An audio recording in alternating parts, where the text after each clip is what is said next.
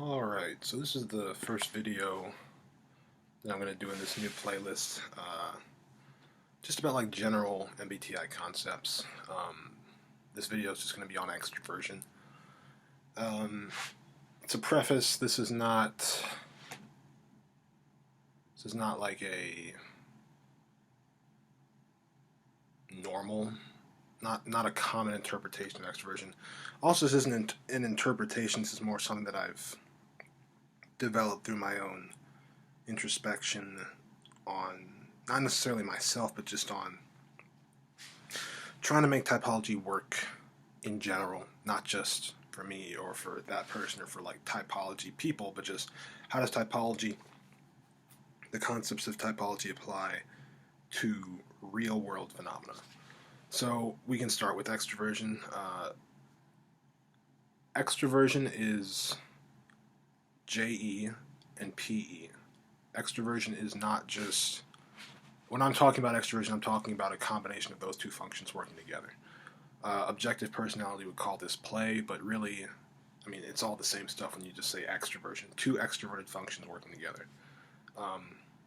So for me, what that looks like is two groups, either competing, cooperating, two or more groups, either competing or cooperating. So really, that's like, you can look at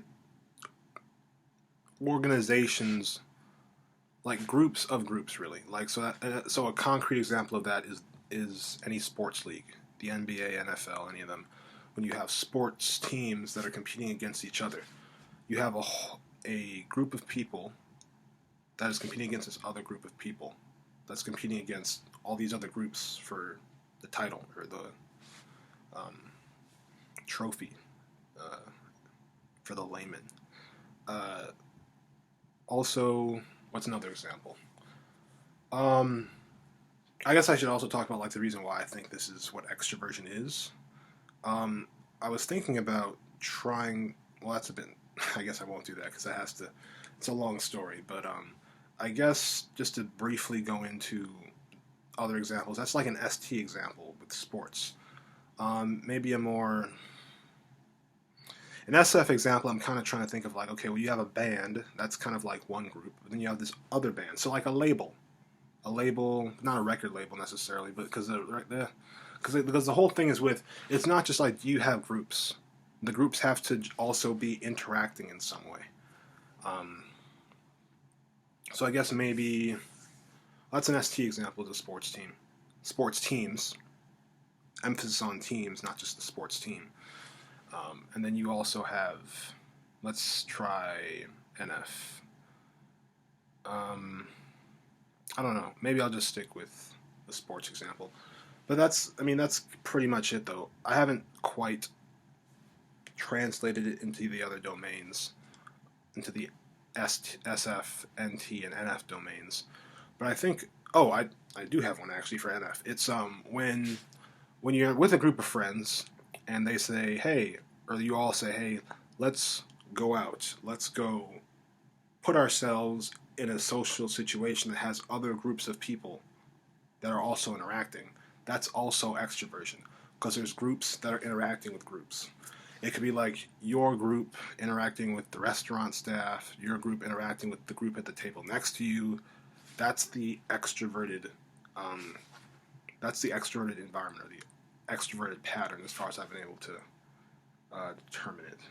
And then you have extroverts. Extroverts are people who, for that type of activity, that type of social interaction, is their primary preferred state. It's their preferred mode of interaction or mode of being. Types of people that would be extroverts, people who are kind of managing groups against other groups or with other groups.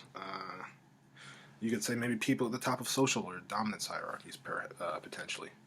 But it's not just about leading. I'm in charge of my group of friends, but I'm in charge of this group and this group and this group and how they all interface with each other. Maybe like the leader of a country, if you're thinking about the states. Not too clear on that yet, but that's generally extroversion, is when you have multiple groups interacting with each other in a given area, not just competing against each other separately. That would just be more J, when you're just like, I have my group, and this group's over here, and they're trying to do this thing we're trying to do the same thing, but we can't stop each other or interact with each other in how we get to be able to reach our goal. Um, like if you have two basketball teams on the court, they can steal a ball, they can block a shot. Um, it's a competition that can, because they're directly interfacing with each other. And that's the key thing that differentiates, in my opinion, extroversion from judging. Whereas with judging, it's just this group is pretty much independent. Dependence versus independence. That's a good way to put it. This group is just independent of this other group. It's pretty much what it is. So yeah, that's extroversion. The next video on this playlist is going to be on judging, which is I've already touched on a bit. So yeah, if you see the playlist, just keep scrolling through and we'll get through extroversion, judging, perceiving, and introversion. So thanks for watching.